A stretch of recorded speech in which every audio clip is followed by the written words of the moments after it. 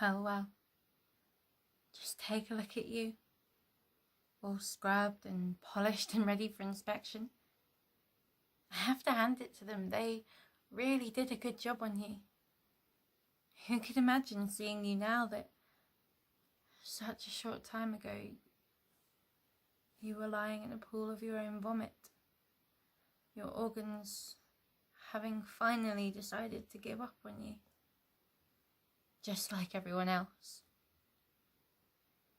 except me.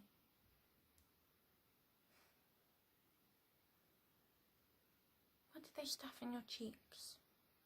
Cotton, is it, or some synthetic stuff? No, I think it's cotton. The look, the feel of cotton.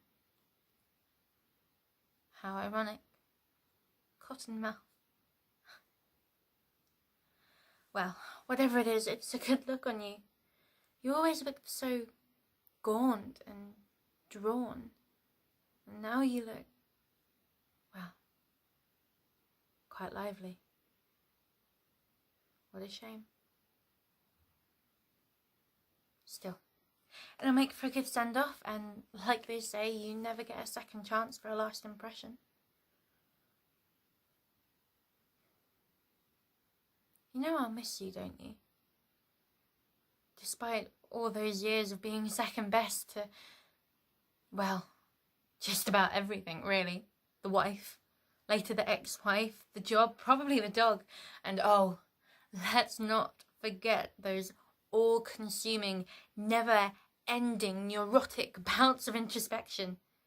If you'd been any more self-absorbed, you'd have turned into a black hole. Just a little one, though. And last but not least, the bottle.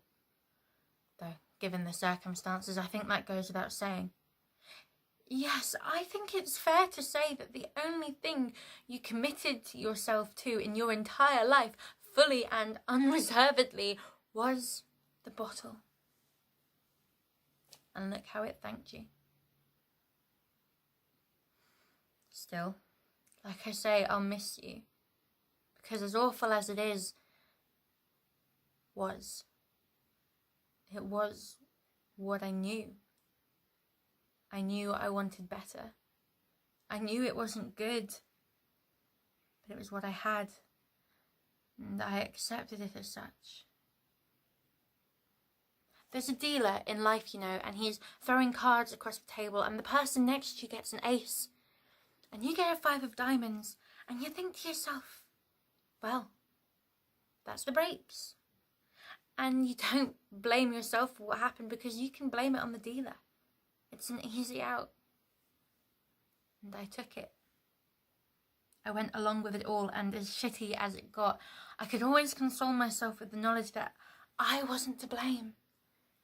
And in my head, I guess I made the dealer my enabler. Kind of like you and your off-licence cashier, I'd imagine. So yes, taking crap from you became a way of life. And like anything you get used to, once it's gone you miss it. Doesn't mean it was any good. It was just always there. But on the occasion of our last conversation, something changed. Not in you, certainly, not in your voice. That was the same. Slurred, barely comprehensible, self-pitying, rambling, and I was, oh, so very used to it. No. It was in me. Somehow in me. Somehow I heard you differently. The feeble, garbled plea for help was just the same. My response, dropping everything and rushing over, was just the same. But inside of me, well, I guess one of my organs quit on you too. I didn't feel a damn thing. You see, what you don't know is, when I found you, you were still alive.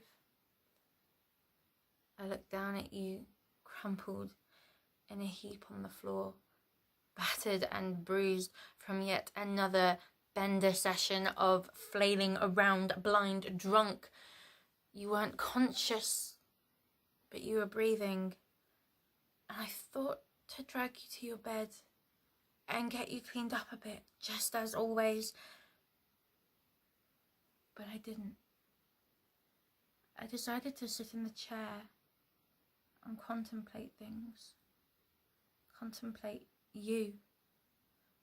And the longer I stared at you, the farther away you seemed.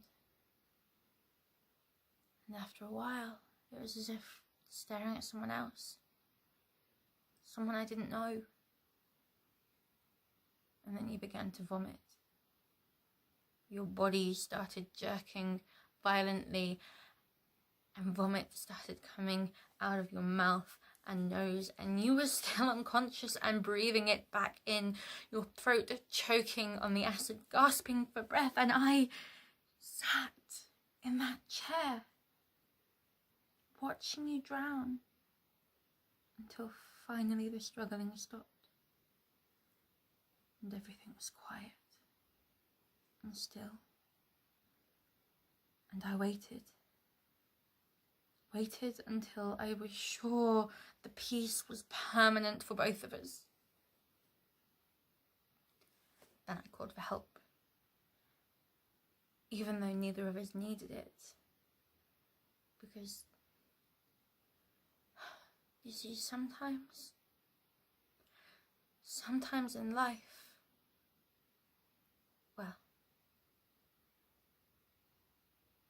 you just got to help yourself.